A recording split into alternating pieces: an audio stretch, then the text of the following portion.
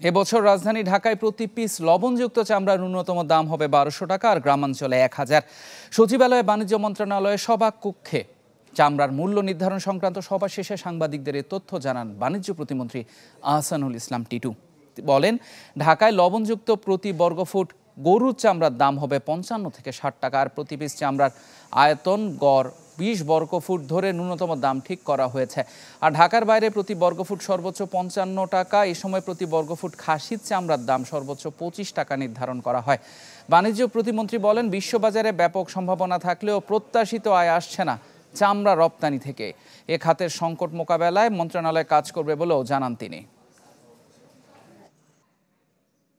ঢাকার চামড়া আমরা ৬০ টাকা পার স্কয়ার ফিটে ৫৫ থেকে ৬০ টাকা আমরা কিনবো। সেক্ষেত্রে চামড়ার দাম সর্বনিম্ন আমাদের হবে হলো গিয়ে পার পিস আমরা ১২০০ টাকায় কিনবো। এটার উপরে সরকারের ভাবমূর্তি নির্ভর করে। সো আমরা চেষ্টা করব সর্বোচ্চ যাতে এই যে মূল্য আজকে নির্ধারিত হলো এই মূল্যের নিচে যেন কোথাও বাংলাদেশে চামড়াই না হয়, সেটা আমরা সুপারভিশনে রাখবো।